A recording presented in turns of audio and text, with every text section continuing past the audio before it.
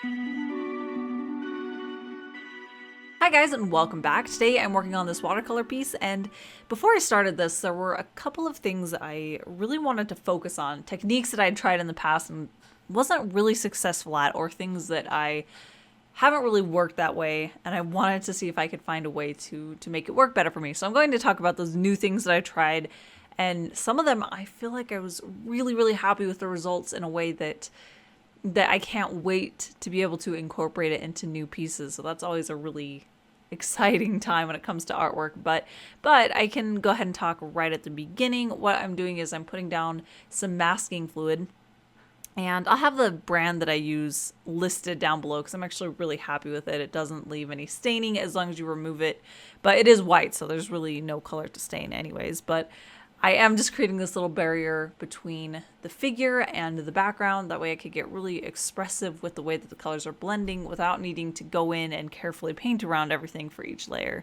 And after that masking fluid was dry, it was time for my first new encounter, or my first thing that I really wanted to try to actually succeed at. So I have done wet on wet, the technique of wet on wet, in the past, and I've always been unhappy with the results. I've never quite gotten it to look really effortless or fluid or expressive, and that's what I wanted to change this time around. I've always felt that when I do these little color comps, and I have a little one for this one that I'm working off of, I've always found that those little pieces that I do when I have more expressive backgrounds or blends of colors together, that those little versions always look so much more dynamic and interesting, and I love those the most. And then when I work on the actual piece, everything gets very homogenized and blended together, and I just have a really hard time keeping that energy once it comes time to paint the actual one. So there were a few things that I tried, and I think that they were really successful, at least for me. So one of the first things was I actually got the paper significantly more wet than I normally do when I think I've tried to do wet on wet in the past.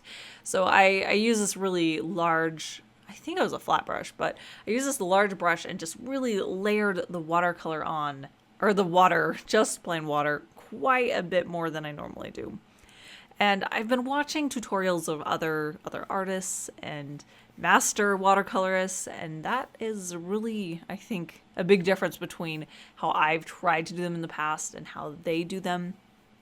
And I think that was really the key, because once I started laying down just this really raw, concentrated colors into my very wet paper, it spread out and blended together in such a beautiful way, in a way that when I do much less water, that kind of effect just doesn't really happen. And I've also found that I think in the past I was blending a little bit more water to the paint, and I was doing this watercolor, or the water, already on the paper.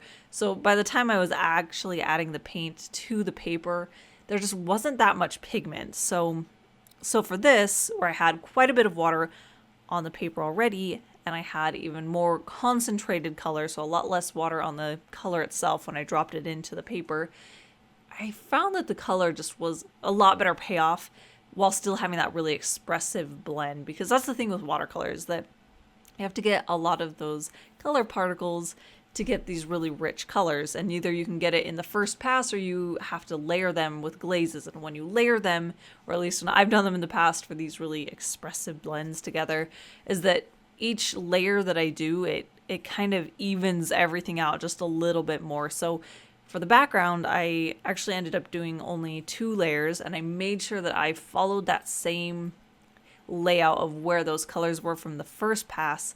That way there was no homogenizing. Everything that was this more yellow-green remained yellow-green, and everything that was lower on the bottom of the canvas, it was this really rich blue-green, still had that level. I did go in and drop in some like really concentrated versions of those colors, just like these little pin drops with the round brush, just to add a little bit of interest. And I actually really love that. I love how those color particles spread out, but those are things that were very concentrated and specific, and it didn't create this really homogenizing effect that I fear when I do things like this. The next thing that I really tried to be a little bit more aware of, as far as hopefully upping my skill level, is the softness of the shadows and the blends and the values within skin.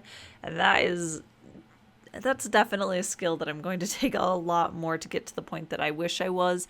But I tried to be a little bit more careful with each layer, and I built it up a lot slower, where I was placing where I thought the shadow shapes would be. Well, I was using a photo reference for the shadow shapes, but I was slowly building them up with these very light layers. And I don't think that what I did was necessarily an improvement in most ways, but I think the biggest thing that I think was an improvement was just the way that I was thinking about it and being a little bit more aware of the steps that I was taking. And I was trying to not make these broad strokes over the whole skin, rather than being really delicate about where I was placing them and where I was placing a certain color in the shadow shapes, rather than one shadow shape for the entire face, or one shadow color, I should say, over the entire skin. So yeah, while I think that what I was doing with the skin, it definitely isn't at the level that I would like it to be, but I guess that can be said about anything. But yeah, I think that it just helped me think a little bit more carefully about it. And that is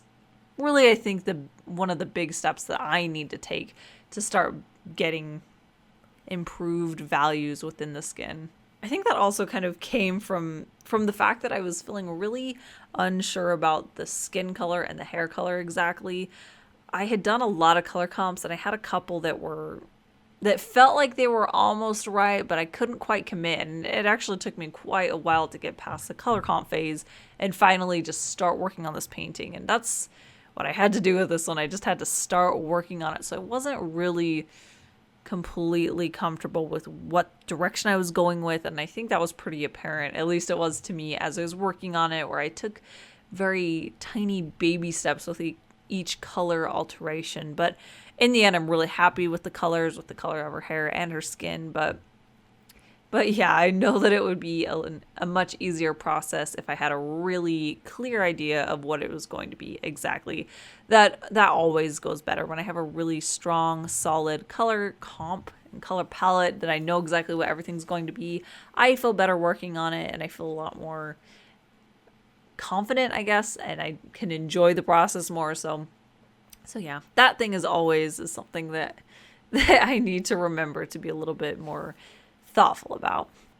And the way that I painted the clothing, this like shawl that she's wearing, that's kind of the third and final thing that I tried to get a little bit better at. So I have kind of a habit of thinking of things as one color, like I'll fill in an object with one wash of color, and then I'll do the shadow as one shadow shape. And I've been slowly making grounds on getting a little bit more adaptive with the way that I see the colors and I show the colors.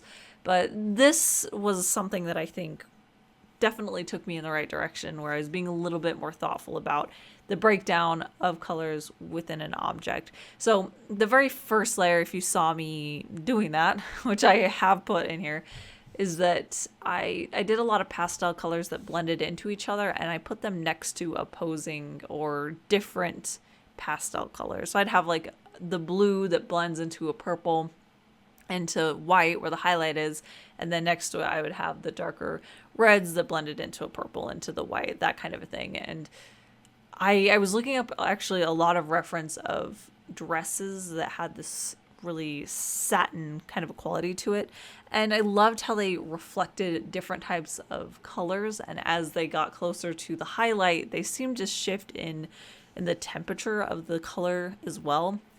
So this definitely wasn't something that was a direct painting or a direct thing that I found in references, but it was something that I was kind of mirroring a certain thing that I saw in these paintings of these really gorgeous dresses, and that I actually really liked. So the first layer was really colorful and it was all over the place, and this is what I did do in the color comp. So I felt really, this one I actually did feel like I knew what I was doing. I had the right direction for it.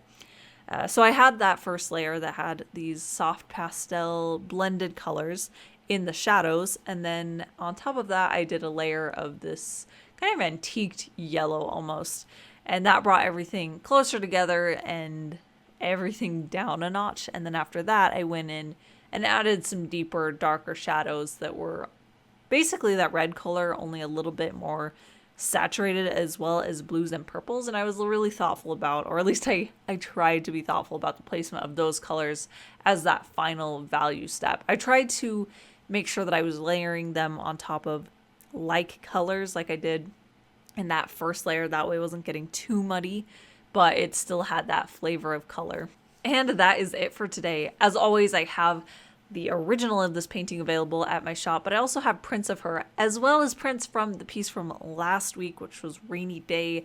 I'm just really happy with how both of these pieces turned out. So if you'd like to own a new piece of artwork, I have a link right at the very top, I think, in my description that'll take you over to my art shop. I also have a link to my Patreon, which is a great way to help support this channel and the artwork that I do. And I have a link to my Twitch if you want to go hang out with me live while I'm working on a piece.